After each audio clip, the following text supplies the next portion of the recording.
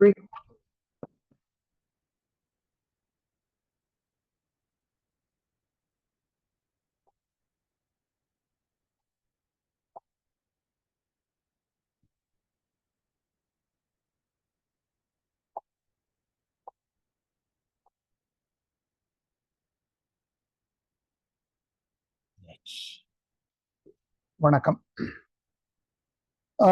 நம்ம இப்போ இந்த முறை, அதாவது 31/8/2025 அன்னைக்கு நடக்க இருக்கிற முதல் தாள், இரண்டாம் தாள் மெயின்ஸ் நடக்குது இல்லையா, அவங்களுக்கான எதிர்பார்க்கப்படும் கேள்விகளை ஃபர்ஸ்ட் பேப்பருக்கு 2 கொஸ்டினும் செகண்ட் பேப்பருக்கு 2 கொஸ்டினும் டிஸ்கஸ் பண்றோம். இப்ப கடைசி பகுதிக்கு வந்துட்டோம். 2 செகண்ட் பேப்பர் டிஸ்கஸ் பண்ணி அந்த வீடியோ போட்டோம். ஃபர்ஸ்ட் பேப்பர் டிஸ்கஸ் பண்ணி வீடியோ போட்டோம். இன்னொரு ஃபர்ஸ்ட் பேப்பர் நம்ம வருவோம். சமூக மற்றும் வட்டார கிளை மொழிகள். உங்களுக்கு தெரியும், மொழி வரலாறுல கிளை மொழிகள் பகுதி மொத்தம் 4ஆக பிரிக்கப்பட்டிருக்கிறது. ஒன்று சங்ககால கிளைமொழிகள், இன்னொன்று தற்கால கிளைமொழிகள், இன்னொன்று சமூக கிளைமொழிகள், தொழில் வழி கிளை. இதுல 2வது 3வது கேட்டிருக்கோம். வட்டாரம்னா என்ன? வடக்கு கிளைமொழி, சென்னைக்கு செங்கல்பட்டு இங்கெல்லாம் இருக்கிறது வடக்கு கிளைமொழி, மதுரைக்கு அந்த பக்கம் இருக்கிறது தெற்கு கிளைமொழி, தஞ்சாவூர் திருச்சி இந்த பக்கம்லாம் இருக்கிறது கிழக்கு கிளைமொழி அல்லது மத்திய கிளைமொழி, நீலகிரி ஊட்டி இந்த பக்கம்லாம் இருக்கிறது மேற்கு கிளை. 4ஆக பிரிக்கப்பட்டிருக்கிறது. இந்த 4 மொழியிலையும் எப்படி வார்த்தைகள் சிதைகிறது, என்ன மாதிரியான யூனிக்னஸ் இருக்கிறது, அங்கிட்டு இங்கிட்டு அம்புட்டு இம்புட்டு படிச்சு போட்டீங்களா, எழுதி போட்டீங்களா, ஒரு எத்தனைன்னா தெரியும். இது எந்தெந்த பகுதிகளுக்குரிய என்பதை சத்தியலையா எழுதியிருக்கிறாங்க. தற்கால கிளைமொழிகள் அது கேள்வி. அடுத்து இன்னொன்னு என்ன? சமூக கிளைமொழி. ஜாதி அடிப்படையிலேயும் நம்மகிட்ட 3-4 விஷயங்களை சத்தியலையா எழுதியிருக்கிறாங்க. ஒன்று ஐயர் ஐயங்கார் ஜாதி, நாட்டுக்கோட்டை செட்டியாரு, அப்புறம் அடித்தட்டு மக்கள் அரிசன மக்கள்னு எழுதியிருக்காங்க. அவங்க கிட்டயும் வித்தியாசம் இருக்கு. மேற்கு நோக்குன்னுவான், ஆத்துக்கு போறதுன்னுவாங்க. அதுக்கு என்னன்னு நம்ம தெரிஞ்சுக்கணும். ஆத்துக்கு போறதுன்னா ஒண்ணு துண்டு கையில் எடுத்துட்டு கிளம்பிடக்கூடாது, அவங்க வீட்டுக்கு போக போறாங்கன்னா. அதனால அந்த 2த்தையும் நம்ம சேர்த்துக்கணும். அடுத்து திராவிட மொழிகளில் தமிழின் தனித்தன்மை. திராவிட மொழி குடும்பத்தை தேர்ந்ததாக இருந்தாலும் தமிழ் தான் மூல மொழி. அது கால்டுவெல் திராவிட மொழின்னு வச்சுட்டார். தமிழுக்குன்னு ஒரு தனித்தன்மை இருக்கிறது. மூல திராவிட மொழியிலிருந்து விலகாமல் இருக்கிறது. அடிப்படை சொற்கள் இருக்கின்றன. பிற மொழி சொற்கள் தேவையில்லாமல் இயங்குகிற தனித்தன்மை வாய்ந்ததாக இருக்கிறது. அதன் காரணமா ஒப்பீட்டுக்கு நெருக்கமாக இருக்கிறது. பழந்தமிழ்ல இலக்கண நூல்கள் இலக்கிய நூல்கள் நிறைந்த திராவிட மொழியாக நம்முடைய மொழிதான் இருக்கிறது. தொல்காப்பியம் 10 பாட்டு 8 தொகையிலிருந்து பழைய கல்வெட்டுகள் எல்லாம் நம்முடைய மொழிகள் அதிகமாக கிடைக்கிறது. பிற மாநிலங்களில் கூட தமிழ் கல்வெட்டுகள் கிடைக்கிறது. அந்த மாதிரி தமிழுக்கும் தனிச்சிறப்ப ஜான் சாமுவேல் அவர்கள் தன்னுடைய புத்தகத்தை எழுதியிருக்கிறாங்க. அதன் அடுத்து அகம் புறம் பொருத்தப்பாடு. அகத்திணைகள் 7, புறத்திணைகள் 7. அகத்திணைகள் எது? கைக்கிளை முதலா பெருந்திணை இருவாய் முற்பட கிளந்த எழுதிணை என்ப கைக்கிளை குறிஞ்சி முல்லை மருதம் நெய்தல் பாலை பெருந்திணை. அந்த பக்கம் எது? நமக்கு வெற்றி கரந்தை வருது இல்ல. இப்ப நான் சொல்றது பட்டியல் உங்களுக்கு இருக்கிறது, எடுத்து படிச்சுக்கோங்க. எது எது எது எதுக்குன்னு நான் சொல்றேன். குறிஞ்சிக்கு எதுனாக்கா வெற்றி. வெற்றி தானே குறிஞ்சியது புறனே. காரணம் திருட்டுத்தனம். திருடுறதுக்கு போறோம், தலைவனும் தலையும் யாருக்கும் தெரியாம சந்திக்கிறாங்க. முல்லை தானே வஞ்சியது புறனே. முல்லையில தலைவன் வருவான்னு காத்திருக்கிறாங்க, வஞ்சி திணையில போர் வெற்றிக்காக காத்திருக்காங்க. உழிஞை தானே மருதத்து புறனே. பரத்தவர் வீட்டுக்கு போயிட்டு வந்த தலைவன் வீட்டு கதவை தட்டுறா. உழிஞை திணையில கோட்டை கதவுகளை உடைக்கிறாங்க. 2த்துக்கும் காமன் ஃபேக்டர் கதவை தட்டுது. அப்ப குறிஞ்சிக்கு திருட்டுத்தனம், முல்லைக்கு காத்திருத்தல், மருதத்துக்கு உடைத்தல், கதவை தட்டுதல். நெய்தல் இறங்குதல். தும்பை தானே நெய்தலுக்கு புறனே. ஏன்னா இதுல காயம்பட்டவங்களை பார்த்தா இரக்கம் வரும். அங்க தலைவன் தலைவி புரிஞ்சிருக்க பார்க்கும்போது தலைவி இறந்திருக்கிறதால மன்னிக்கணும், தலைவி இறக்கப்படுகிற நிலையில் இருக்கிறதால இறக்கம் வரும். அதனால தும்பை தானே நெய்தலது புறணே, வாகை தானே பாலையது புறணே. வெற்றி அடைஞ்சவங்க இங்க பிரிக்கப்படுறாங்க, தலைவன் தலைவி அங்க பிரிஞ்சு போறாங்க ஒவ்வொரு இடத்துக்கு. அதனால ரெண்டுமே பிரித்து எடுத்த. கைக்கிளை பாடான் பகுதி, ஒரு மனிதனை மட்டும் பாடுவது பாடப்படுகிற ஆண் திணை. கைக்கிளை ஒருதலை காதல் என்பதால ரெண்டு பொருத்தம். அடுத்து பெருந்திணை என்பது நிலை இல்லாதது. காஞ்சிதானே பெருந்திணை புறனே. காஞ்சி சண்டை பகுதியை கொஞ்சமா தான் காப்பாற்ற முடியும். எல்லை பகுதி வரைக்கும் வந்துட்ட எதிரி நாட்டு வீரர்களை. பொருந்தாத காதல், சின்ன வயது பால்ய விவாகம், பெரியவங்க சின்ன பொண்ணை காதலிக்கிறது, இதெல்லாம் நீண்ட நாள் நீடிக்காது. அதனால அப்ப பாருங்க, வெச்சிதானே குறிஞ்சியது புறனே, வஞ்சிதானே முல்லையது புறனே. வெச்சிதானே குறிஞ்சியது புறனே திருட்டுத்தனம், வஞ்சிதானே முல்லையது புறனே காத்திருத்தல், உடிஞைதானே மருதத்து புறனே கதவை தட்டுதல், தும்பைதானே நெய்தலது புறனே இரக்கம், இரக்க உணர்வு பிட்டி, வாகைதானே பாலையது புறனே பிரித்தெடுக்கப்படுதல், பாடான் பகுதி கைக்கிளை புறனே ஒருவரை பாடுதல், கடைசியாக காஞ்சிதானே பெருந்திணை புறனே நிலையாம். நீண்ட நாளைக்கு பொருந்தா காதல். இது ரொம்ப முக்கியமான கேள்வி, சொல்லியிருக்கேன், நோட்ஸ்ல எடுத்து படிக்கும். அடுத்து வேற்றுமை உருவுகள். தமிழனுடைய வேற்றுமை உருவுகள் 7 இருந்தது, தொல்காப்பியர் தான் 8 எடுத்துட்டு வந்தார். வேற்றுமை தாமே 7 என மொழிப விழி கொள்வதன் கண் விழியோடு 8. ஒண்ணுக்கும் என்னென்ன பொருள் வரும் தொல்காப்பியர் சொன்னாரு, பின்னாடி நன்னூல்ல சொன்னாங்க. 7ஆம் வேற்றுமை உருவு எக்கச்சக்கமா மாறிச்சு, 42 சொல்லுறுப்புகள் வந்தது. வேற்றுமை மயங்கியில தொல்காப்பியரே கொடுத்துட்டு போனாரு. ஒரு காலம் வரையில 3ஆம் வேற்றுமை ஒரு ஆணாதான் இருந்து இப்ப ஆளாச்சு. இப்ப இருக்கிற மொழியல் அறிஞர்கள் 3 கருத்துக்களை சொல்றாங்க. 1, 8 வேற்றுமையே கிடையாது, நீக்கில்லான்னு ஒரு தர. அந்த கருத்தை நான் ஆதரிக்கல, நீங்க எழுதுறதுக்கு சொல்றேன். 1ல வேற்றுமை கிடையாது. முருகன், முருகனை, முருகனால், முருகனுக்கு, முருகனின், முருகனது, முருகன் கண், முருகா. 1லயும் 8லயும் மாற்றம்ல எடுத்துலான்றாங்க. சிலர் 8லயாவது மாற்றம் இருக்கு, முருகா, கண்ணா, சாந்தின்னு விழிக்கிறோம். 1ல மாற்றமே இல்லைன்னு தூக்கிலான்றாங்க. 3 2ஆ பிரிக்கணும்ன்றாங்க. அது நல்ல கருத்தா தான் தெரிகிறது. ஆனா 2 பிரிக்க தேவையில்லை, 3A 3B பிரிக்கலாம். இது என்னுடைய கருத்து.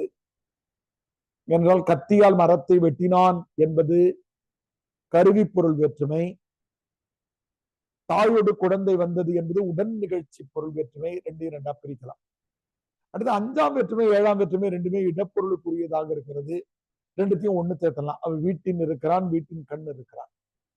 இந்த மாதிரி கருத்துக்கள்லாம் இருக்கு. அதனால வேற்றுமை உள்ள எழுதும் போது தற்கால கருத்துக்கள் சேர்த்து. அடுத்து சோழர் கால தமிழ். சோழர் கால தமிழுக்கு ஒரு சிறப்பு இருக்கிறது. சோழர் கால தமிழ் பல்லவர் கால தமிழுடைய தொடர்ச்சியா பக்தி இலக்கியத்தை பாராட்டினாலும் பிறமொழி கலப்பு, வடமொழி மணிப்பிரவாள நடை இங்க வந்துருது. அது இலக்கியத்துக்கு பின்னடைவு தான். ஆனா நீங்க எழுதுறதுக்காக நான் சொல்றேன். மொழிபெயர்ப்பு நூல் முதல்ல கம்பராமாயணம் கிடைக்கிறது. தமிழனுடைய பழைய இலக்கியமா இருக்கிற தொல்காப்பியத்துக்கு பிறகு சோழர் காலத்துலதான் நமக்கு நன்னூல் எழுதப்படுகிறது, நம்பி அகப்பொருள் எழுதப்படுகிறது, புறப்பொருள் வெண்பாமாலை எழுதப்படுகிறது, அமிர்த சாகரர் யாப்பலங்கர காரிகை எழுதுகிறார், தண்டியடிகள் தண்டி அலங்காரம் எழுதுகிறார். அப்ப சோழர் கால தமிழ் பக்தியை நோக்கி அதிகம் செல்லுகிறது. கொஞ்சம் சமஸ்கிருத மொழி கலப்பு நடந்து மணிப்பிரவாள நடைக்கு வருகிறது. சக்திவேலையா எழுதியிருக்காங்க.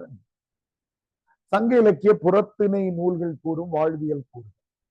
சங்க இலக்கிய புறத்திணை நூல்கள்னா 10 பாட்டு 8 தொகையில தான் எடுக்கணும். 8 தொகை உங்களுக்கு தெரியும், புறநானூறு 10 பாட்டை பொறுத்த மட்டும் முருகு, பொருநாறு, 12 முல்லை, பெருகு, வளமதுரை காஞ்சி, மலுவினிய கோல, நெடுங்கல் வாடை, கோல் குறிஞ்சி, பட்டினப்பாலை, கடாத்தொடு 10 படிக்கணும்ல, கவனமா படிக்கணும். மதுரை காஞ்சி மட்டும் புறநூல்னு நினைச்சிடக்கூடாது. நீங்க ஆற்றுப்படை நூல்களாக இருக்கிற 5 நூல்களுமே புறநூல்கள் தான். திருமுருகாற்றுப்படை, புறநூறாற்றுப்படை, சிறுபானாற்றுப்படை, பெருமானாற்றுப்படை, மலைபடுபடாம் என்ற கூத்தராற்றுப்படை, 5 நூல்களுமே கூட புற வகையை சேர்ந்தவை. அப்போ 8 தொகையில 2 புத்தகம் கிடைக்கிறது, 10 பாட்டம் 6 புத்தகம் கிடைக்கும். அதுல இருந்து என்ன தெரிகிறது? முன்னாடியே நம்ம சொன்ன மாதிரி அடையாளங்களோடு போரிடுதல், போர்ல யாரு விதிவிலக்கு, இத்தனை மணிக்கு மேல் போறக்கூடாது, இது இல்லாம ஆற்றுப்படை நூல்களின் வழியா ஒரு விஷயம் தெரியுது, பொருள்களை பகிர்ந்தளித்தல். யாருக்கு தேவைப்படுதோ ஏழைகளுக்கு பொருளை தர்றது, புலவர்களுக்கு தர்றது, தனித்திறமை உடையவங்களுக்கு பொருளை தர்றது, நல்ல பாணர்கள், விரலியர்கள், கூத்தர்கள் இவங்களுக்கு பொருள் தந்திருக்கிறாங்க. இது ஒரு முக்கியமான பண்பாடு.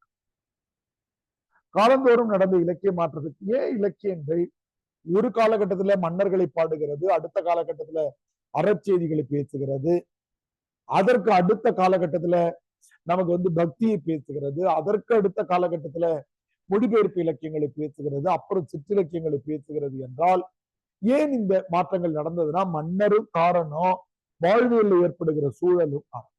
கோயில் வந்துட்ட பிறகு என்ன பண்ண முடியும்? கடவுளை வாழ்த்தி தான் பாட வேண்டும்.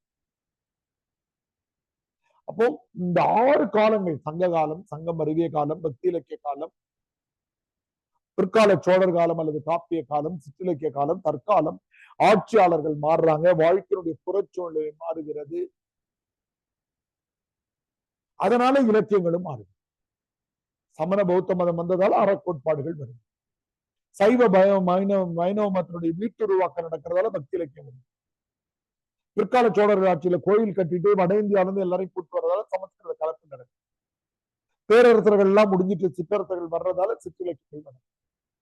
வெள்ளைக்காரர்கள் கிழக்கிந்திய கம்பெனி ஆட்சி நடக்கிறதால ஆங்கில இலக்கியத்தினுடைய தாக்கத்தின் அடிப்படையில புதுக்கவிதைகளும், கட்டுரைகளும், ஒப்பிலக்கியங்களும், திறனாய்வுகளும், இதழியல் வளர்ச்சியும், நாட்டுப்புற பாடல்கள் தொகுப்பும் நடக்கிறது.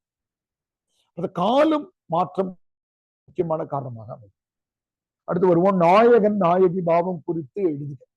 இந்த கேள்வியை பார்த்தோன்னே என்ன பண்ணிடுங்க, மேல பென்சில்ல நாயகனுக்கு நேரா இறைவன், நாயகிக்கு நேரா தொண்டன், அது ஆண் தொண்டனா இருந்தாலும் சரி, பெண் தொண்டனா இருந்தாலும் சரி, அதான் நாயகன் நாயகி பாவம். நான் மனிதர்களை காதலிக்கிறேன், ஆனா நாயகன் நாயகி பாவத்துல என்னன்னா இந்த தொண்டர்களாக இருக்கிறவங்க இறைவனை காதலிக்கிறாங்க. கண்ணன் பாட்டினுடைய நூல்ல முன்னுரையில ஒரு பேராவே இருக்கும். ரோமன் கத்தோலிக்க மரபில் இயேசுநாதரை ஆணாக வைத்துக் கொண்டு இந்த பாதிரிமார்கள் தங்களை பெண்ணாக நினைத்துக் கொண்டு எழுதிய காதல் பாடல்கள் இருக்கின்றன. ராமகிருஷ்ண பரமஹம்சர் ஒரு குறிப்பிட்ட வயதுக்கு பிறகு தன் மனைவி சாரதா தேவியை தன்னுடைய தங்கை உடன்பிறப்புமாறுன்னு சொல்லிட்டு கண்ணனை புடவை கட்டிட்டு காதலிச்சார்னு ஒரு கதை இருக்கு. இதை கட்டுடைத்துதான் வட இந்தியாவில மீராபாய் வராங்க, தென்னிந்தியாவில ஆண்டாள் வராங்க. இந்த நாயகன் நாயகி பாவத்தினுடைய இது என்னன்னாக்கா, ஒருவரை நிறை குறைகளோடு ஏத்துப்போம் காதலிக்கும் போது, அந்த குறைகளை வெளிப்படுத்திக்க மாட்டோம். அந்த குறைகள் நாளடைவில் மாற வாய்ப்பு இருக்கு. ஏன்னா ஒரு சிகரெட் குடிப்பாருன்னு வச்சுக்கோங்க, ஒரு காதலை முதல்ல குடிச்சேன்னு சொல்ல மாட்டாரு, ஆனா போக போக காதலிக்கு பிடிக்காதுன்னா விட்டுப்பாரு. அப்படி இறைவனை கும்பிட போனவங்க தண்ணி அடிக்கிற பழக்கம் இருந்துச்சுனாக்கா மாலை போடுறப்ப விட்டுடுறாங்க, தொடர்ச்சியாக விட்டுறாங்க. இப்படி பொருத்தி பார்த்தீங்கன்னா 2 கூறுகள் இருக்கிறது. நான் நடத்தி இருக்கிறேன், ரொம்ப தெளிவாக பேசியிருக்கிறோம். இது முக்கியமான கேள்வி, படிச்சுட்டு போங்க. திருமங்கை ஆழ்வாரும் நம்மாழ்வாருக்கும் வேறுபாடு.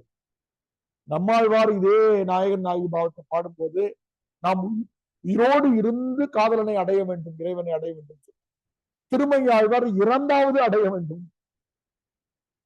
சின்ன சின்ன வேறுபாடுகள் செய்திகள் இருக்கிறதுன்னா ஆய்வு கட்டுரை தமிழ் விர்ச்சுவல் அகாடமி போன்ற இடங்கள்ல கிடைக்கிறது, படிங்க. முக்கியமான தொல்காப்பியம் காட்டும் இலக்கிய வகைகள் ரிப்பீட்டட் கொஸ்டின், 7 வகையான இலக்கிய வகைகள்: பாட்டு, உரை, நூல், வாய்மொழி, பிசி, அங்கதம், முதுசொல். பிசினாக்கா விடுகதை, முதுசொல் என்றால் பழமொழி, வாய்மொழினா நாட்டுப்புறப்பாடு. 7 வகையான இலக்கியங்கள். இது அடிவரையறை உடையன, அடிவரையறை அச்சன அப்படின்னு 2ஆக பிரிச்சு இந்த செய்திகளை சொல்லி இருக்கிறாரு. அவசியம் பாட்டுனாக்கா ஒரு செய்யுள் எழுதுங்க, உரைனா உரைநடை எழுதுங்க, 2 கலந்தது நூல்னாக்கா ஒரு திருக்குறள் எழுதி மூவா எழுதினார்னு எழுதுங்க. அடுத்து விடுகதை ஒண்ணு எழுதுங்க பிசிக்கு, அங்கதம் ஒரு நகைச்சுவை ஒண்ணு எழுதுங்க, எதை வேணாலும் எழுதுங்க. இப்ப யாருக்கும் வெட்டுமில்ல இருந்து கூட எடுத்து எழுதலாம், தவறு இல்லை. முதுசொல்னா ஒரு பழமொழி எழுதுங்க. 7 வகையான நூல்கள் இருந்திருக்கின்றன. எவ்வளவு வியப்புக்குரிய செய்தி பாருங்க, ஒரு நூல் கூட கிடைக்கும். ரொம்ப முக்கியமான கேள்வி, படிச்சுக்கோங்க. படிக்கும்போது கீழே அடிவரையறை உள்ளன, அடிவரையறை அற்றனன்றத மறக்காம. சிலம்பும் மேகலையும் இரட்டை காப்பியங்களா இந்த ஆராய்கனா, இரட்டை காப்பியங்கள் என்பதற்கான ஆதாரங்கள் இருக்கிறது, இரட்டை காப்பியங்கள் இல்லைன்னு சொல்ற எதிர்மறை செய்திகளுக்கு 2த்தையும் எழுதணும். ஆராய்கன் கொடுத்தாங்க. ஏன் இரட்டை காப்பியங்கள்? சிலப்பதிகாரம் முடிகிற போது மணிமேகலை மேல் உரை பொருள் முற்றுகிற சிலப்பதிகாரம் முற்றிருக்கிறாரு, டு பி கண்டினியூடு போட்டார். 2த்துலயும் 30 காதைகள் இருக்கிறது. 2த்துலயும் இந்திர விழா எடுத்த இந்திர விழா பேசப்படுகிறது. இதனுடைய காத்திரங்கள் இங்க இருக்கிற மாதவி, மணிமேகலை, சித்ராங்கி அங்கேயே வராங்க. அதனால இது இரட்டை காப்பு. ஏன் இரட்டை காப்பியம் இல்ல? இது சிலப்பதிகாரம் சமய பொதுமை காப்பியமா இருக்கிறது, மணிமேகலை புத்த சமய காப்பியமாக இருக்கு. சிலப்பதிகாரத்துல புகார் வலிமையாக இருக்கிறது, மணிமேகலை புகார் உடைஞ்சு சிதைந்து போயிருக்கு.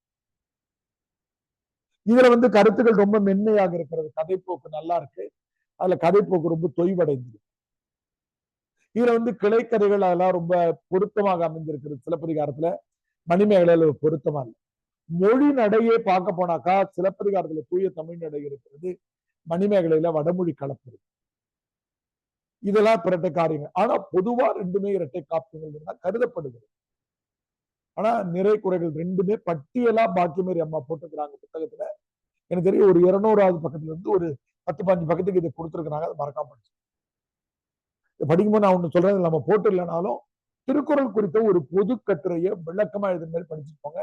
சமயத்துல அது ஒரு கேள்வியாக இடம்பெறும். அடுத்து புதுக்கவிதையின் வடிவங்களின் பரிணாம வளர்ச்சி. முதல்ல புதுக்கவிதையா இருந்தது, அதனுடைய வடிவம் முதல்ல மாத்தி எழுதினாங்க, மரபு கவிதை மாதிரியே எதிகை முரண்லாம் இருந்தது. அப்புறம் போக போக காட்சிகளை சொன்னாங்க. அப்புறம் 3 வரியா இருந்தது, தலைப்பு போட்டாங்க. இப்ப தலைப்பு போடுறது இல்லை. இந்த புதுக்கவிதை இப்ப மாறிதான் என்ன ஆயிடுச்சு, ஹைக்கூவா வந்துருச்சு, நறுக்குகள் அங்கேயே உங்களுக்கு சென்றியோ, ஐபோன், இப்படி எல்லாம் நகைச்சுவையை நிரம்பியது சென்றியோன்றாங்க. நம்ம எடுத்துக்காட்டுல நம்ம போட்டிருக்கோம் புதுக்கவிதைனே 2 பக்கம் நம்ம ஒரு நோட்ஸ் கொடுத்துருக்கோம், எந்தெந்த கவிதைகள். ஏன் கவிதையும் ஒன்று சேர்த்து வந்திருக்கு. குழந்தைகளை கிறுக்க விடுங்கள், குறுக்கே நிற்காதீர்கள் கிறுக்கர்களே என்ற என்னுடைய வரியை போட்டுக்கொண்டு ஹைக்கூக்கள் வந்துருச்சு. இன்னைக்கு 1 வரியில வருது, 2 வரியில வருது, தலைப்பு இல்லாம வருது, படங்களுக்கு ஏற்ற கதைகள் எழுதுறாங்க, கவிதைகள் எழுதுறாங்க. இப்படி புதுக்கவிதை வடிவம் மாறிக்கொண்டே இருக்கு. ஆங்கிலம் கலந்துலாம் கூட எழுத ஆரம்பிச்சு. அடுத்து இலக்கிய வளர்ச்சியில் சமூக காரணிகள் ரொம்ப முக்கியம். சமூக மாற்றம் கிட்டத்தட்ட போன அடுத்த கேள்விதான். ஆனா சமூகம்னு வந்தாலே ஜாதி, மதம், பொருளாதார வேறுபாடு, ஆண் பெண் சமத்துவம் அல்லது சமத்துவம் இன்மை, வேலை வாய்ப்பு, குழந்தை தொழிலாளர்கள், இது எல்லாம் இலக்கியத்துக்கான காரணியா அமையுது. சிக்கல்கள் தான் இலக்கியத்துக்கு காரணம். அதான் சிக்கல் இருக்கணும்னு நம்ம சொல்லக்கூடாது. அப்படிதான் ஒருத்தர் சொல்லி மாட்டிக்கிட்டாரு, ஜெயகாந்தனோ யாரொருத்தவங்க அப்படி சொல்லி மாட்டிக்கிட்டாங்க. அப்போ ஆண் பெண் சமத்துவம் இல்லாததால ஒரு கவிதை எழுத முடியுது, இலக்கியம் எழுத முடியுது. சாதிய வேறுபாடு இருக்கிறதால அதை குறித்து நாவல் எழுது. வேலை வாய்ப்பு இல்ல, தொழிலாளர்களுக்கு பிரச்சனை. சுற்றுச்சூழல்ல கார்பன் அதிகம் வருகிறது, அதை குறித்து எழுத முடிகிறது. சாயாவனம் போன்ற சூழலிய புதினங்கள் வருகின்றன. திருநங்கையினுடைய வாழ்க்கைகள் இருக்கிறது. வாடாமல்லின்னு சூக்கமிட்ட ஒரு நாவல் எழுதுகிறாரு. அப்போ சமூகத்தில் இருக்கிற சிக்கல்கள் தான் படைப்பிலைக்கு காரணம். இப்ப வெற்றிமாறன், மாரி செல்வராஜ் இவங்க எல்லாம் விமர்சிச்சுட்டு இருக்கிறோம்ல, ஏன் அவங்க அன்னைக்கு இருந்து தீண்டாமையா அந்த விஷயங்களை எடுத்து காட்சிப்படுத்தும் போது நமக்கு கோபம் வருது. இது பெரிய கவுண்டரு, சின்ன கவுண்டர் வீட்டு பொண்ணுலாம் வந்தப்போ அமைதியா உட்காந்து திரைப்படத்தை நீங்க எழுதினதுக்காக நான் சொல்றேன், நீங்க புரிஞ்சுக்கிறதுக்காக சொல்றேன். அப்ப சமூகத்தில் இருக்கிற சிக்கல்கள் படைப்பிலக்கியத்துக்கு காரணமா அமைகிறது. அது கருப்பு மலர்ல இருந்து தொடங்கி சித்திரப்பாவில இருந்து ஜெயகாந்த் குருபீடம் வரைக்கும் இருக்கிறது.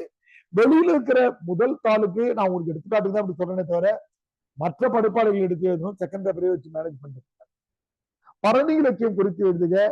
பரணி நமக்கு தெரியும், பரணி 1000 யானை அமரிடை கொன்ற மாணவனுக்கு வகுப்பது பரணி.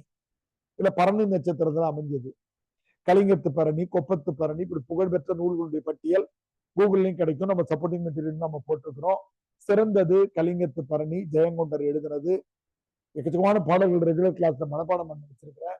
இடும் இடும் இடும் என எடுத்ததோ இகலொலி கடலொலி இக கவி, விடு விடு விடு வரி கறி குழாம், விடும் விடும் இனி மொழி மிகை கவி, ஓட காண்பது பூம்புணர் வெள்ளம்னு திருக்குற்றால குறவஞ்சல் நம்ம. அப்புறம் இதுலயே பரணிலேயே பாத்தீங்கன்னா கலிங்கத்து பரணிலே கடை திறப்புன்னு ஒரு காதல் சார்ந்த பகுதி இருக்கு. வருவார் கொழுனர் என திறந்தும் வாரார் கொழுனர் என அடைத்தும் தேயும் குருமி விடிவளம் செம்பொற் கபாடம் திறமினோ அப்படின்னு ஒரு 2வது பகுதிக்கு வருவோம். ஒப்பாரி பாடல்கள், நாட்டுப்புற பாடல்கள்ல ஒப்பாரி பாடல்கள் முக்கியமானது. இழப்பு, அது ஒப்பாரிலே 3 இழப்புகள் பெரிய சிக்கலானது.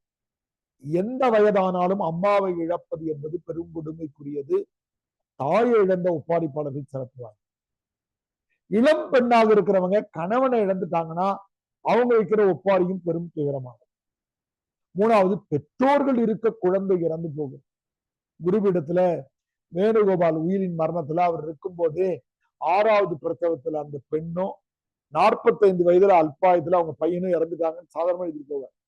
3 துயரங்கள் பெருசு. அம்மாவை எப்ப எழுந்தாலும் ஒப்பாரி, கணவனை இழக்கிற இளம் பெண்கள், பெற்றோர்கள் இருக்க குழந்தைகள் இறந்து போறது பெருசு ஒப்பாரி. அடுத்து இதழிகளுக்கான சட்டங்கள், இதுக்கு நோட்ஸ் நம்ம ப்ரிப்பேர் பண்ணியிருக்கோம். வாரன் ஹேஸ்டிங்ஸ்ல இருந்து, டல்ஹவுசில இருந்து, நமக்கு பின்னாடி 1835 இந்திய அரசியல் சட்டம், 935 இந்திய அரசியல் சட்டம், அதுக்கு முன்னாடியே நமக்கு மின்டோ மாறி 1909, மாண்டேகு சென்ஸ் கோடு, சைமன் கமிஷன் வரவு, இந்த நேரத்துல மாற்றங்கள் நடக்கிறது.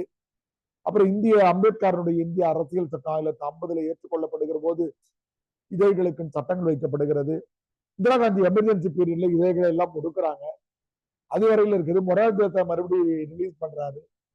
பிடிஐ, ராய்ட்டர் செய்தி நிறுவனங்கள், இப்படி ஒரு குறிப்பு இருக்கிறது. அது வரைக்கும் கவனமா எடுத்து அழகா ஒரு போக்குல அழகா.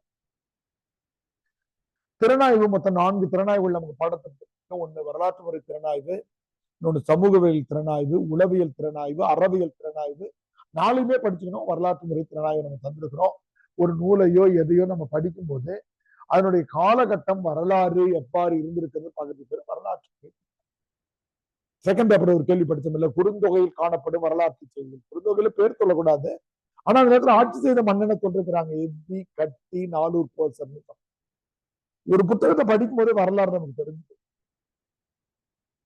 இப்போ இமயம் எழுதின நாவலாக இருக்கிற செல்லா காசுல விருதாச்சலம், கடலூர், ஆட்சியாளர்கள், திமுக கொடி, அதிமுக கொடி எல்லாமே அங்க வந்து நாவலுக்கு நடுவில் வரும். பிறகுல படிச்சீங்கன்னா அப்படி இருக்கும். பூமணியினுடைய பிறகு நாவலை படிச்சீங்கன்னா நடைமுறை வரலாறு இருந்துகிட்டு. நம்ம இப்பதான் நினைச்சுட்டு எழுதக்கூடாது. அது சங்க காலமா இருந்தாலும் சங்கமரிய காலமா இருந்தாலும் வரலாறு மறைமுகமா பதிவாயிட்டே இருக்கு. சேரன் செங்குட்டுவன், தலையாலங்கானத்து போரு, இது எல்லாமே இருந்துச்சு. அடுத்து ஊடகங்களின் மொழி பயன்பாடு. ஊடகங்கள் முன்னாடி ஒரு கேள்வி கேட்டிருக்கோம். ஊடகனாக்கா வானொலி, செய்தித்தாள், இன்னைக்கு தாண்டி தொலைக்காட்சி, யூடியூப், வலையொலி பக்கங்கள், கீச்சகம், ட்விட்டரு, எக்ஸ் தளம், இன்ஸ்டாகிராமு, புலனம், புலனத்துல நிலை தகவல், வாட்ஸ்அப் ஸ்டேட்டஸ், பேஸ்புக்கினுடைய ரீல்ஸ், எக்கச்சக்கமான செய்திகள் நமக்கு போயிட்டே இருக்கு. இதுல இருக்கிற மொழியினுடைய பயன்பாடு சிலர் தூய தமிழ்ல உருவாக்குறாங்க, அதெல்லாம் செய்யறாங்க என்றாலும் தூய தமிழ்லயும் அமையறது இல்லை. பிறமொழி கலப்புகளும் ஊடகத்துல இருந்து கொண்டிருக்கிறது என்பதை பார்க்க. அடுத்து அங்கதம், தமிழர் வாழ்வோடு ஒன்றி அமைந்தவையே ஆராய்க. அங்கதம்னா நகைச்சுவை, உங்களுக்கு தெரியும். அங்கதம் அந்த காலத்திலேயே தொல்காப்பியரே சொல்லிட்டாரு. பாட்டு, உரை, நூல், வாய்மொழி, பிசி, அங்கதம், முதுசொல், இந்த நகைச்சுவை நூல்கள் நமக்கு கிடைக்கல. நேற்று கூட நூல் ஏற்படல் நான் சொன்ன தொல்காப்பியருக்கு முன்னாடி அவ்வளவு நூல்கள் இருந்திருக்கு. நகைச்சுவை வாழ்வினுடைய ஒரு பகுதி. அதுவும் தொல்காப்பியத்தினுடைய மெய்ப்பாட்டியல்ல நகைதான் முதல் உணர்வாக குறிக்கப்பட்டது. வாழ்க்கையில பிரிக்க முடியாத அங்கமாக இருந்தது. நாம குறுந்தொகையில படிக்கிற மாதிரி கையும் காலும் தூக்க தூக்கும் ஆடி பாவை போல மேவனை செய்து ஒழுகும் தன் புதல்வன் தாய்க்கு. பரத்தை சொல்றா, கண்ணாடிக்கு முன்னாடி நின்று கைய கால தூக்குற பிம்பம் மாதிரி அவன் மனைவிக்கு பயந்து வேலை செய்வான். தலைவரை என்ன இலவசமா பாடம் கவனிச்சுட்டே இருக்கு. தலைவரை எங்க இருக்கு கீழா? இருங்க இருங்க, ஒரு 10 நிமிஷத்துல வந்துருவாங்க. இருங்க வாங்க வாங்க. அதனால அங்கதம். அடுத்து ஒப்பிலக்கியம் எவ்வாறு அடுத்து வரும் இலக்கிய வளர்ச்சி. ரொம்ப ஈஸியான கேள்வி. ஒண்ணு இல்ல, நீங்க வாழ்க்கையில வச்சு பாருங்களா. 2 திரைப்படங்களை கம்பேர் பண்றாங்க. வங்காள மொழி படம் அப்படி இருக்கு, மலையாள படம் இப்படி இருக்கு, தமிழ் படம் இப்படி இருக்குன்னு கம்பேர் பண்ணும்போது என்ன ஆகுது? தமிழ்ல நல்ல படங்கள் வர ஆரம்பிச்சு, அவ்வளவுதான். அப்ப இங்க இருக்கிற சிறுகதை சுமாரா இருக்குப்பா. இங்கிலாந்துல ஒரு கதை எழுதியிருக்கான் பாருங்க, தெலுங்குல ஒரு கதை எழுதியிருக்கான் பாருங்க. ஒப்பிலக்கியம் செய்ய செய்ய என்ன ஆகுது? நீங்க வளர்றீங்க. நமக்கு வந்து கம்பாரிசன் பிடிக்காது. வீட்டுல நம்ம அண்ணன் கூட அக்கா கூட கம்பேர் பண்ணாங்கன்னா கோவம், எது கம்பேர் பண்றீங்க அப்படின்னு. ஆனா உண்மையா ஒப்பிடும் போது வளர்ச்சிக்கு பயன்படும், இலக்கியத்துல பயன்படும். அந்த சிறுகதையில அன்பை சொல்லியிருக்காண்டா, நீ ஒரு கதையில அன்பை சொல்லிருக்க. அந்த சிறுகதையில குழந்தை தொழில பிரச்சனை சொல்லியிருக்கான், அந்த மொழியில நீ சொல்லியிருக்கியா? அங்க பாலின சமத்துவத்தை அழகா பேசுறான். கேள்வி கேட்க கேட்க கேட்க இலக்கிய வளர்ச்சிக்கு பயன்படும். அழகா எழுதலாம் அந்த கேள்விக்கான விடை. சில பெயர்களை குறிப்பிட்டு நல்ல மதிப்பு. திறனாய்வினுடைய வகைகள், இது ரொம்ப ஈஸியான கேள்வி. சமூகவியல் திறனாய்வு, 4 திறனாய்வு வகைகள் இருக்கு. ஒப்பீட்டு முறை திறனாய்வு, வரலாற்று முறை திறனாய்வு, உளவியல் முறை திறனாய்வு, எக்கச்சக்கமா இருக்கு. பாராட்டு முறை திறனாய்வு, இலக்கண வழி திறனாய்வு, விதிமுறை திறனாய்வு, காலகட்ட திறனாய்வு, திறனாய்வு மட்டும் அவ்வளவு இருக்கு. பெண்ணிய திறனாய்வு, தலித்திய திறனாய்வு. இது ஒரு புத்தகத்தை வச்சுக்க வேண்டியது. சமூகம் பத்தி என்ன சொல்லியிருக்காங்க, அறத்தை பத்தி என்ன சொல்லிருக்காங்க, அறவழி திறனாய்வு, வரலாறு என்ன சொல்லியிருக்கு, அதே சிலப்பதிகாரத்துக்குள்ள 10 திறனாய்வு பண்ணலாம். எனக்கு வேற எதுவும் வேண்டாப்பா, பெண்களை பத்தி என்னப்பா சொல்றாங்க, எனக்கு எதுவும் வேணாப்பா, இசையை பத்தி என்ன சொல்லியிருக்காங்க, எனக்கு எதுவும் வேணாப்பா, கட்டிடக்கலையை பத்தி திறனாய்வு பல வகைப்படும். நம்ம பாடத்தில் இருக்கிற 4 தான் நீங்க நினைச்சிடக்கூடாது. நம்முடைய கீர்த்தூர் நடராஜனுடைய புத்தகத்தினுடைய இண்டெக்ஸை பார்த்துட்டீங்கனாலே தொடர்ந்து கேள்வி. அறநெறிகள் தவறாமை மேன்மையே என்ற கருத்தினை காண தப்பா இருக்கு. அறநெறி தவறாமை இருக்கிறது. தங்க இலக்கியங்கள அறம் தவறக்கூடாது. சிலப்பதிகாரத்துல மன்னன் ஏன் இறந்துட்டான்றதுல இருந்து சொல்லி அரசியல் பிழைத்தோருக்கு அறம் கூற்றா, மணிநீதி சோழன் ஏன் நீதி தந்தா, ஏழைகளுக்கு ஏன் பகிர்ந்து கொடுத்தா, கொடைத்தன்மையாக உடைய நம்முடைய கடையேழு வள்ளல்கள் ஏன் பாராட்டுன்ற செய்திகள்லாம் நம்ம பார்க்க இந்த கேள்விக்கான விடை நமக்கு கிடைக்க ஆரம்பிச்சு. அடுத்த கேள்விக்கு வருவோம். மொழிபெயர்ப்பால் நடந்த பண்பாட்டு மாற்றம். இது முன்னாடி சொன்னதுதான். மொழிபெயர்ப்புன்னு கம்பராமாயணம் இங்க வந்த பிறகுதான் இங்க வந்து கம்மன் கழகங்கள்லாம் இங்க வந்து, அங்கிருந்து மொழிபெயர்ப்புல இருந்து ஏத்துநாதரை பற்றிய கதைகள்லாம் நமக்கு தெரிஞ்சுக்க ஆரம்பிச்ச பிறகுதான் இங்க சர்ச்செல்லாம் அதிகம் வந்து பைபிள் மொழிபெயர்ப்பு. இது வந்து ஆன்மீகத்துல மட்டும் இல்ல, அங்க இருக்கிற பேண்ட் எப்படி கட்டியிருக்கான், எது பண்ணிருக்கான், டை, அது இதெல்லாம் விஷயம் வர வர நாம கோட்டு போட ஆரம்பிச்சோம், டை போட ஆரம்பிச்சோம், ஷூ போட ஆரம்பிச்சோம், அப்புறம் வண்டி ஓட்ட ஆரம்பிச்சோம். சிறுவர்கள் மொழிபெயர்ப்புகள் அங்கிருந்து கிடைக்க அங்க இருக்கிற உணவு முறைகள் பத்தி கிடைக்க நாம் அந்த விஷயங்களுக்குள்ள மாறுபாடு அடைய ஆரம்பிச்சோம். அதனால மொழிபெயர்ப்பு வந்து ஒரு புதிய பண்பாட்டை நம்ம கிட்ட கொண்டு வந்து சேரும். ஆப்பிரிக்காவில் இப்படி இருக்கு, இல்ல இந்த டான்ஸ் வகையில பெங்காலத்துல பெங்காரா டான்ஸ் ஆடுறாங்க, நம்ம ஆடுவோம், அஜித் படத்துல பார்த்தோம். அப்போ இந்த மொழிபெயர்ப்புகள் வந்து இலக்கிய மொழிபெயர்ப்பு மட்டும் கிடையாது, காட்சி ஊடக மொழிபெயர்ப்புன்னு திரைப்படங்களுடைய மொழிபெயர்ப்பு வரையில நீங்க எழுதும்போது கொஞ்சம் புதியதா இருக்கும், நியூனஸா. நாட்டுப்புற பாடல்கள் காட்டும் தமிழர்தம் பண்பாட்டு கூறுகள் தெரியும். நாட்டுப்புற பாடல்களின் வழியா பண்பாட்டு கூறுகள் சக்திகள் பெரிய புத்தகங்கள் ஒரு 40 தலைப்புல எழுதியிருக்குங்க. மெய்யியல் எப்படி இருக்கிறது, நடை உடை எப்படி இருக்கிறது, மருந்து எப்படி இருக்கிறது, உறவினர்கள் எப்படி விருந்தோங்கிறத பத்தி இருக்கு, நம்பிக்கைகள் எப்படி இருக்கிறது, சடங்குகள் எப்படி இருக்கிறது, பயிர் வளர்க்கிற வேளாண்மை தொழில இருக்கிற நாட்டுப்புற கூடுகள் என்ன, அவ்வளவு இருக்கு. குறி சொல்றது, பார்க்கறது, சடங்குகள், நாம சொல்ற நேர்த்தி கடன்கள், ஆடுகள் கோழிகளை பலி தர்றது, பல விஷயங்கள் நாட்டுப்புற பாடல் வழியா இருக்கு. அண்ணன் தம்பி இல்லாதவங்களுக்கு உதவி செய்யணும்ன்றது, பல செய்திகளை நாட்டுப்புற பாடல் பெரிய கட்டுரை எழுதியிருக்காரு சக்திவேலையா. ஒரு தடவை பார்த்துங்க, ஏதாவது ஒரு மாற்று கேள்வியா அது அமையும். அடுத்து விடுகதையும் அதன் தற்போதைய வளர்ச்சி. போனதுவே கேட்டுட்டோம், நாம இந்த கேள்வியை மாத்த சொன்ன நானு, மாத்தாம இருக்கிறாங்க. இந்த இடத்துக்கு நேரம் பழமொழின்னு வச்சுன்னா, பழமொழிகள் எப்படி இருந்து எப்படியெல்லாம் மாறி இருந்திருக்கிறது என்பதை எழுதுறது ரொம்ப முக்கியம். விடுகதை போனதுல டிஸ்கஸ் பண்றோம். அது மாதிரி பழமொழியும் இப்ப புதிய புதிய பழமொழியா உருவாகுது. அவன் பெரிய மனித கம்ப்யூட்டரை ஆண்டோம், கம்ப்யூட்டர் மாதிரி வளர்த்தேனையா புதுதா வந்துருச்சு பழமொழி. அவன் பெரிய சினிமாக்கார மாதிரி நடிக்கிறான் அப்படின்னு. பழைய காலத்துல சினிமா இல்ல, அப்போ புதிய சொற்கள் இருந்து மொழிகள் உருவாகிக்கிட்டு பழமொழி முதல்ல விடுகதை போட்டோம், பழமொழி மாற்றம். கடைசி பதிக்கு வருவோம். சங்க காலத்தில் காணப்பட்ட நம்பிக்கை மற்றும் சடங்கு. அகம்புறம் ரெண்டுத்திலையும் நமக்கு நம்பிக்கை மற்றும் சடங்குகள், நாட்டுப்புற மக்கள் தான், ஆனா அந்த காலத்துல என்னென்ன நம்பிக்கைகள்லாம் இருந்ததுனாக்கா, அப்பவும் சாமி ஆடுறது, குறி சொல்றது, இந்த மாதிரி நம்பிக்கைகள் இருந்தது. பலியிடுகிற நரபலி கிடையாது, ஆனா சிலப்பதிகாரம் நரபலின்னு சொல்லுது, அந்த நரபலி கிடையாது. ஆடு மாடு கோழிகளை நிறைய இருக்கு. நாள் கோல் பார்க்கிற ரோகிணி நட்சத்திரத்துலதான் கல்யாணம் நடந்ததுன்னு நம்முடைய இது லேசா நீங்க நம்ம தட்சாமூர்த்தி ஐயா புத்தகத்தை படிச்சுட்டு போனீங்க, கேட்டுக்கலாம், நீங்க அழகா எழுதணும். அப்படிப்பட்ட நம்பிக்கைகள் இருந்தன. கிழக்கு திசை ரொம்ப பெரிய விஷயம் நம்பினாங்க. உணவு சாப்பிட்றதுக்கு முன்னாடி காக்காய்க்கு அல்லது முதியவர்களை மூத்தவர்களை நினைச்சு கொண்டு வழிபடுறது, இந்த மாதிரி காக்கா கரைஞ்சா விருந்தினர்கள் வரணும்னு நம்புறது, இது மாதிரியான நம்பிக்கைகள்லாம் இருக்கு. கடைசியா தமிழன் இயல் இசை நாடகமாக வாழ்ந்த முறையினை விளக்கு. இயல் தமிழ்லும் பெரிய இல்லாம இசை தமிழ்லும் பெரிய ஆள், நாடக தமிழ்லும் சிலப்பதிகாரத்துல இருந்து, புறநானூர்ல இருந்து, 1810 இருந்து எல்லாமே இசை ஒழுங்கோடு பாடக்கூடிய பாடல்களாகவும் இருந்தன. அதே நேரத்துல இசையமைத்தும் பாடலாம், நாடகமாகவும் நடிச்சிருக்கிறாங்க. அதனுடைய அடையாளம் தான் விரலியர்கள், கூத்தர்கள். கரிகார் பெருவளத்தான் அவரை பத்தி எழுதின பாடல கரிகார் பெருவளத்தான் உட்கார்ந்து பார்க்கும்போது மேடையில் ஒருத்தம் கரிகார் பெருவளத்தான நடிச்சு காட்டு. புறநராற்றுப்படை, முரத்தாம கண்ணியாருடைய இலக்கியங்கள்லாம் வைப்பாங்க.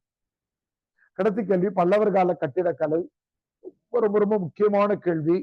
ஏனென்றால் பல்லவர் கால கட்டிடக்கலை 3ஆக பிரிக்கிறோம். ஒன்று குடைவரை கோயில்கள், அடுத்து மண்ணலிகளை கற்றளிகளா மாத்தினது, அப்புறம் 3ஆவதாக நமக்கு அந்த பல்லவர் கால கட்டிடக்கலை உயர்வாக இருக்கிற காஞ்சிபுரம், பல்லாவரம் போன்ற கோயில் இடங்கள்ல இருக்கிற கோயில். இவங்களை பின்பற்றி தான் பிற்கால தோழர்கள் பெரிய கோயில்கள். அதனால இதெல்லாம் எதிர்பார்க்கிற கேள்விகள். நம்ம கொஞ்சம் உங்களுக்கு அவசரமா இது பண்ணதால சின்ன சின்ன எழுத்து பிழைகள் இருக்கிறது. அதை நான் புலனக்குழுக்கள்ல இதுல இது பண்ணும்போது இந்த கேள்விகளை மாத்தி திருத்தி அனுப்புறேன். நல்லா எழுதுங்க. மகிழ்ச்சி. வணக்கம். நன்றி.